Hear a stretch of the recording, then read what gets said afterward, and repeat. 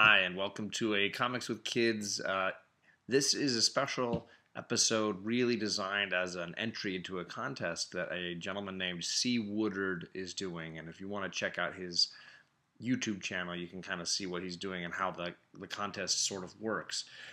He's asked that every entry have three components.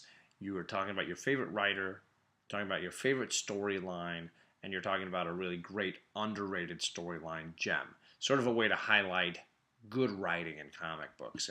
And so I took that to heart and kind of wanted to do an episode for my channel that really broke down three great writers that I've really enjoyed and some of the work that they've done.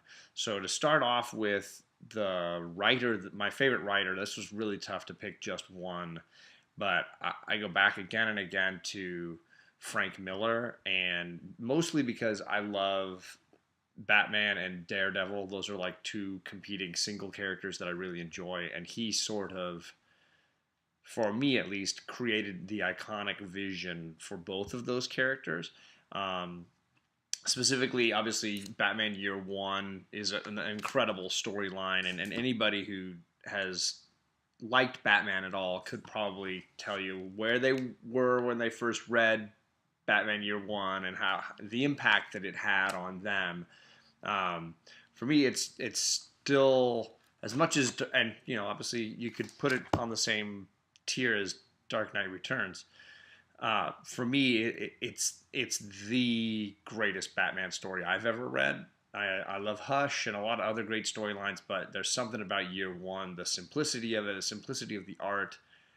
So Frank Miller's probably one of my favorite all-time writers, if not the greatest one. And because of his work on Daredevil, his work on Batman, he just really, Sin City even, he just really just set a real high bar, despite being a little cuckoo later in his life.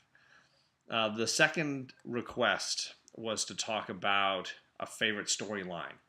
And that led me straight to Daredevil. And what is probably my favorite Daredevil storyline is the Michael Bendis run during like Marvel Knights, I guess is what it was considered that period in time.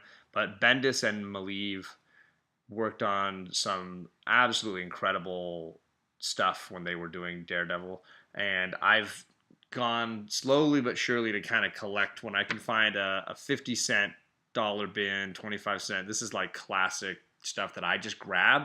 Not really worth anything to anybody else, but I just love this story. I love the art, the amount of time that they clearly put into not reinventing Daredevil, but really just like stripping him down to his roots. And you get great characters coming in, all the important characters from his entire life, basically. So I have the graphic novels and I've read them thousands of times. I mean, you're talking about many, many, many, many, many books. So that's volume one, super thick. I can't pick one story out of here. It's just really not that possible. It's just impossible for me. But you got so many great storylines. The Owl comes back. Kingpin comes in. Daredevil at one point gets his identity out into the world and then gets arrested and is charged with vigilantism and has Spider-Man comes in and Iron Fist, Luke Cage, Jessica Jones. I mean, it's over quite a long time that they were on the run there, and it was just a really great saga. And I don't want to spoil how it ends because the ending was a great cliffhanger and it kind of bled right into what I think Mark Waid, I think, was the next guy, and his run was really great too.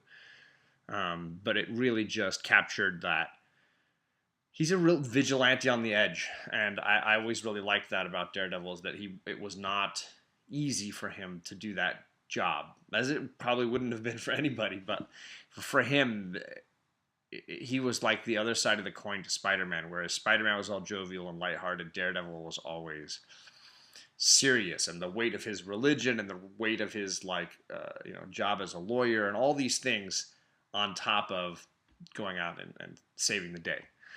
So that would be my choice of favorite story arc. I've probably read through my trades 6 or 7 times, and slowly I'll collect the whole thing. And then part 3, his third request was a great underrated story, and I have to give it to props to my local comic book shop. They um, they put me on to a story that I never would have picked up from a time when I wasn't collecting. There was a storyline that Marvel did called Secret Invasion, having to do with like a Skrull invasion where they were pretending to be people. You know, I think it was one was pretending to be Mr. Fantastic and Sue Storm and all these characters. It was like the Marvel universe had gotten infiltrated and we didn't know it. And I didn't really read any of that at all. And in fact, I don't know that I think I've read the main story, but I haven't read a lot of the tie-ins, and this is one of the tie-ins. So it's all in Wakanda. It's Black Panther issues 39 through 41, and the storyline is called "See Wakanda and Die," and it's really violent. It's really dark. You know, you've got Aurora is there in Wakanda with the Black Panther. And, you know, this is just a great cover. I mean, look at that. That's just crazy. But if you haven't read it, it's just 3 issues of, you know, what I liked about it was like there was this huge drama playing out in the Marvel universe. Like, who is a good guy? Who's a bad guy? What's going on? How do we figure it out? How do we stop it? Just chaos reigning, I guess.